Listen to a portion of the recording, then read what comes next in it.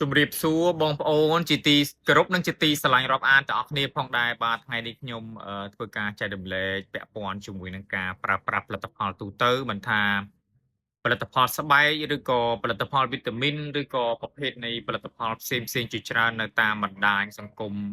ប្រព័ន្ធ Facebook តាមប្រព័ន្ធ TikTok តាមប្រព័ន្ធInstagram ផ្សេងគឺយើងមានគ្រប់នៃផលិតផលទាំងអស់សុទ្ធតែក្រុមហ៊ុនផ្សេងគេយកមកធ្វើទីផ្សារសុទ្ធសឹងតែមានប្រសិទ្ធភាពខ្ពស់និងលទ្ធផលនៃគុណភាពនៃផលិតផលខ្ពស់ផងដែរបាទ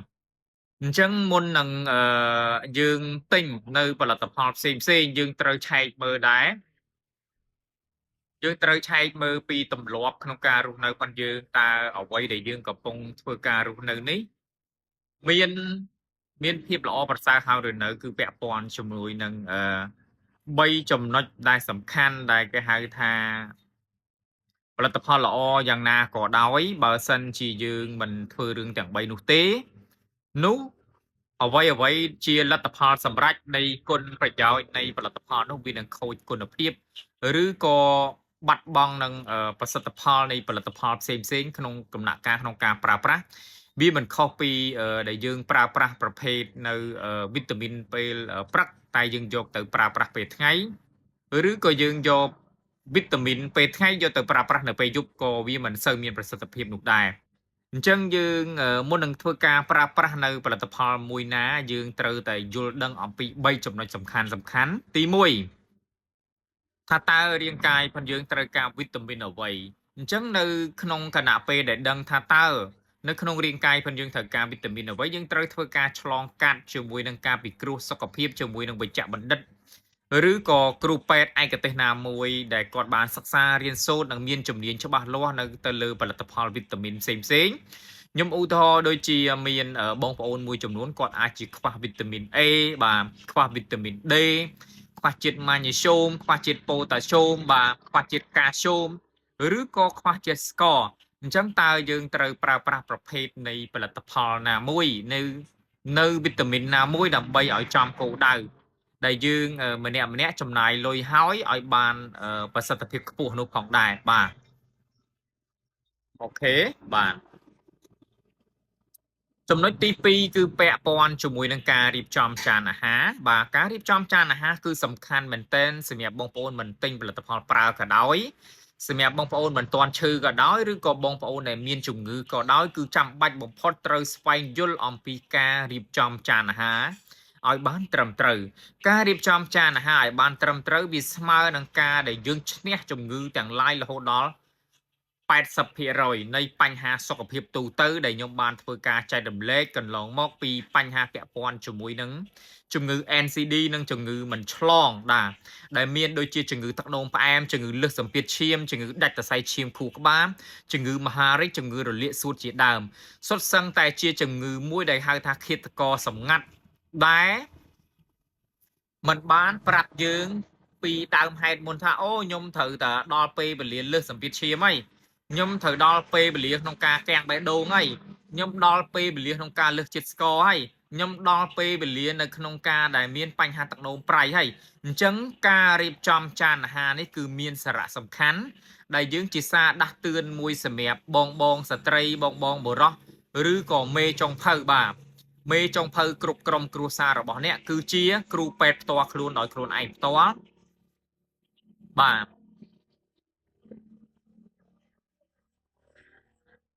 អូខេបន្តទៀតបាទអញ្ចឹងការរៀបចំចានអាហារគឺមានសារៈសំខាន់ណាស់បាទគឺពាក់ព័ន្ធជាមួយនឹងបន្លែត្រីសាច់មាន់ទាបាទហើយនឹងប្រភេទបាយដែលយើងទទួលទានដែលគេហៅថា carbohydrate ឬក៏ជាប្រភេទអាហារដែលមានសរសៃឬក៏ប្រភេទអាមីដុងប្រភេទម្សៅច្រើនបាទកាបូអ៊ីដ្រាតដែលយើងត្រូវការរាងកាយយើងបច្ចុប្បន្នកាលនោះគឺមិនលើសលប់មិនលើសពី20%នៃរាងកាយរបស់យើងនោះទេប្រភេទប្រូតេអ៊ីនចាំបាច់បំផុតគឺត្រូវ30%នៃរាងកាយកម្ពស់ដងខ្លួននិងទម្ងន់រាងកាយដែលគេហៅកាត់ថា BMI នៃរាងកាយរបស់យើងដែលបុគ្គលម្នាក់អាចធ្វើការចែកបាទយើងអាចធ្វើការចែកភាគរយបាទ dương dột ba dương dột tầm nguồn riêng cái chạy cặp bút lực chỉ kể bà sân chỉ khơi nó không cầm rất đập làm bay chốt cho lo mà pay miền này thay dương thật nó không cầm rất thò mà đá tay bờ sân chia lát tập ha chắp pi mà pay mui mà pay pi là hôm đó mà pay bốn cứ cầm rất bi ai mà sống chắp pi mà pay pram lang là hôm đó mà pay pram bốn cứ thật nó cầm rất thoát này riêng cái cầm rất tị bay này vẽ pon cho muối đang cầm bút đòn luôn nâng ở vây xem này kia hai tháng còn phố năng sạch đốm cư chia tầm nguồn này riêng cái bật bật cắt đại đăng thả ta mà nuôi mà nè lướt chít khăn như còn lướt chít ở vây xem tới lứa xa là phiên cái phần dương to phòng đài bà chấm nói tí bay bà chấm nói tí bay cứ vẽ pon cho mùi nâng ca hạt prán cứ miên sara sầm khăn sẽ bà bông ôn tỏ kia bà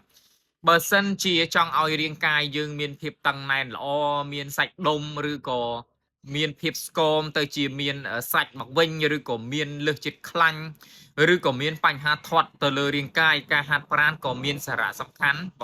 ផងដែរបាទការហាត់ប្រាណនេះគឺយើងត្រូវតែស្វែងយល់ឲ្យបានស៊ីជម្រៅមិនមែនតែចេះតែធ្វើការហាត់ប្រាណនោះទេការហាត់ប្រាណដែលខុសបច្ចេកទេសអាចវិវត្តទៅបញ្ហាជំងឺស្ពោតឆ្អឹងរលាកសន្លាក់រ៉ាំរ៉ៃឬក៏រលាកសាច់ដុំបាទអញ្ចឹងហើយបានយើងត្រូវស្វែងយល់អំពីការហាត់ប្រាណបែបវិទ្យាសាស្ត្រឲ្យបានត្រឹមត្រូវទើបមនុស្សម្នាក់ជៀសផុតពីបញ្ហាសុខភាពឲ្យល្អប្រសើរនាពេលថ្ងៃអនាគតខ្ញុំជឿជាក់ថាវីដេអូមួយនេះគឺមានសារៈសំខាន់សម្រាប់បងប្អូនទាំងអស់គ្នាវាគឺជា3ចំណុចសំខាន់ក្នុងការដែលយើងត្រូវតែផ្លាស់ប្ដូរទម្លាប់បើសិនជាយើងបដូរទម្លាប់មិនទាន់បានគឺយើងចាប់ផ្ដើមផ្លាស់ប្ដូរទម្លាប់ក្នុងមួយថ្ងៃរហូតដល់21ថ្ងៃ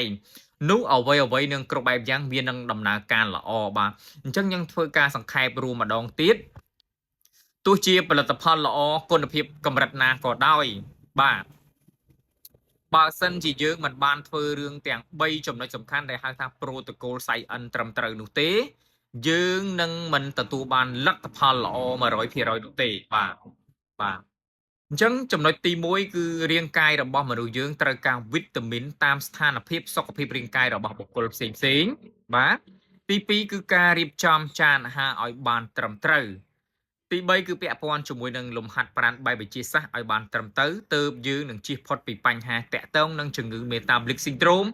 ឬក៏ជំងឺមិនឆ្លងដែលគេហៅកាត់ថាជំងឺ NCD ដែលមានទឹកនោមផ្អែមជំងឺលើសសម្ពាធឈាមជំងឺទឹកនោមប្រៃជំងឺមហារីកនិងជំងឺរលាកសួតអញ្ចឹងខ្ញុំជឿជាក់ថាវីដេអូនេះមានសារៈសំខាន់បងប្អូនជួយធ្វើការ follow page និងធ្វើការ subscribe ជួយធ្វើការ share បន្តដើម្បីឲ្យបងប្អូនយើងបានដឹងដើម្បីឲ្យដឹងថាតើបងប្អូនចង់ដឹងពីអ្វីអាចធ្វើការ comment ខាងក្រោមនៅតាមលទ្ធភាពនៃចំណេះដឹងនិងចំណេះវិជ្ជាក្នុងការឆ្លើយតបតាមរយៈវីដេអូក្រោយៗទៀតផងដែរបាទសូមជូនពរបងប្អូនជួបតែសំណាងល្អនិងសុខសុវត្ថិភាពគ្រប់ក្រុមគ្រួសារផងដែរបាទអរគុណច្រើនជម្រាបលាបាទ